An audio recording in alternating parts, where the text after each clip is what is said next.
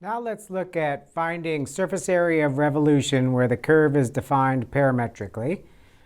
So say we have some parametric curve, x equal f of t, y equal g of t, and t is running from a to b.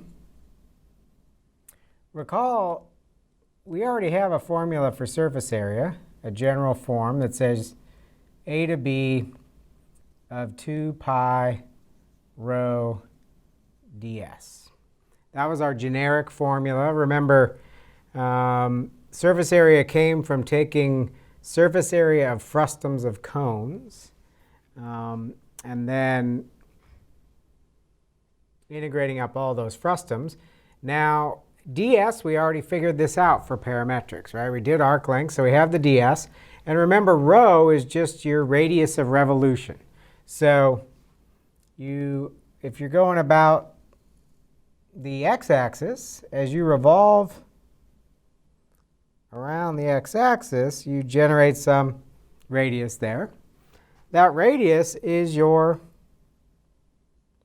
y value, right? So when you're going around the x-axis, that rho is y.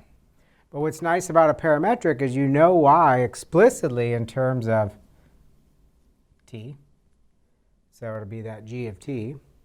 If you're going around the y-axis, if you revolve around the y-axis, the radius of that path, that circular path, is your x-coordinate.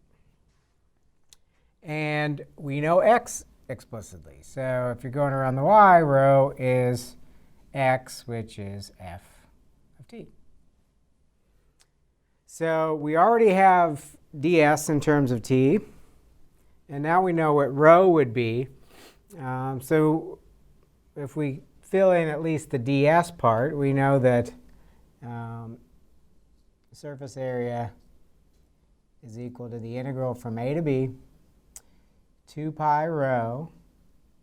And depending on which axis you're going around, that'll depend. But it's already going to be a function of t. So there's no conversion necessary, which is nice.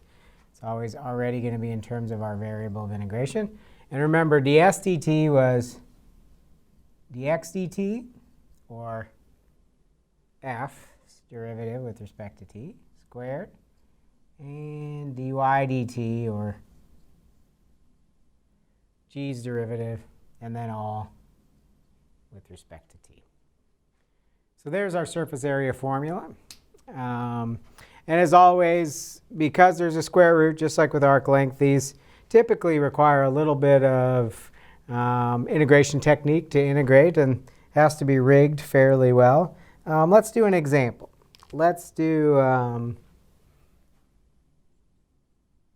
x equals cosine t, y equals 1 plus sine t. And we're going to revolve that about the x-axis.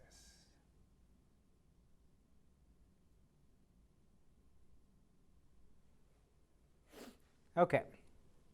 Well, first of all, just a little bit of practice in thinking about what parametric curves look like. That almost looks like our circle equation, right? If that 1's not there, that's our circle of radius 1 centered at the origin.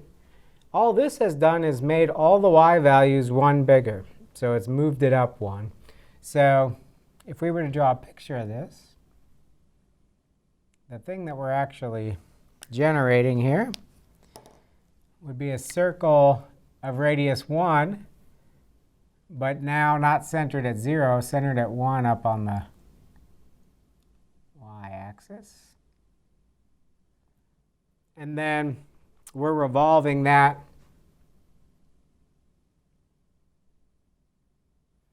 about the x-axis. So we're going to get sort of a donut shape without the hole. So let's figure out the surface area generated there. We've got our formula. So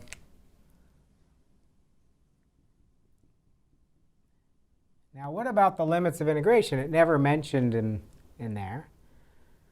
Well, that curve is a closed loop, so we just need to figure out limits that would draw that circle once and only once. So actually, we have freedom to kind of choose whatever we like. At time 0, we would be at x equal 1, y equal 1. And then if we went around 2 pi, we'd be back there. So 0 is always a good number. I like to start there if I have the option. So that'll take us around that circle exactly once. Now we want 2 pi rho. So 2 pi. We're going about the x-axis. So as you revolve a point, so imagine that point, for example, getting revolved. It's going to create a circle whose radius is the y-coordinate. So y is 1 plus sine t. And then we have our arc length differential there. Derivative of x is negative sine t squared. Derivative of y, cosine t squared dt. Now this one works out quite nicely because this is just sine squared plus cosine squared, which is 1. So the square root actually is gone. And we're just integrating 1 plus sine t dt. So we have 2 pi t minus cosine t, 0 to 2 pi. 2 pi times 2 pi.